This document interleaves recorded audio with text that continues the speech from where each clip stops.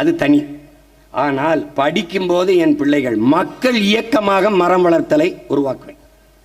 என் பிள்ளை ஒவ்வொரு பிறந்த நாளைக்கும் மரம் நடணும். 2 வயசா 2, 3 வயசா 3, 4 வயதா 4 மரம் நட்டுக்கிட்டே வரணும். அதில் பள்ளிக்கூடத்தில் படிக்கிற என் பிள்ளை, மாணவ பிள்ளை 10 மரம் நட்டான்னா, 10 மரம் நட்டு காட்டிட்டான்னா அவனுக்கு தேர்வில் 10 மதிப்பெண்கள்.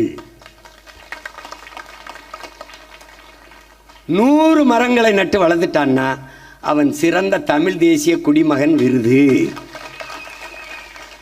அந்த சான்றிதழை இவன் வச்சுக்கணும். எதுக்கு? வேலை வாய்ப்புல முன்னுரிமை. 1000 மரக்கன்றுகளை நட்டுட்டான்னா அவன் இறந்த போது அவனுக்கு அரசு மரியாதை அடக்கம். புரியுது நினைக்கிறேன்.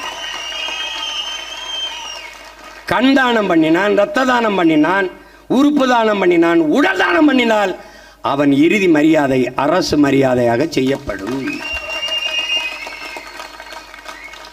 இப்ப மரக்கன்று நட்டுருவான், எல்லாரும் நட்டுருவான். நட்டு அதுபோக மக்கள் நடும்போது மக்களுக்கு 100 மரம் என்றால் அதற்கு ஊக்கத்தொகை, பாராட்டு தொகை, 500 மரம் என்றால் அதற்கு, 1000 மரம் என்றால் அதற்கு. சொந்த வீட்டு மரமா இருந்தாலும் என்னை கேட்காமல் நீ வெட்டக்கூடாது.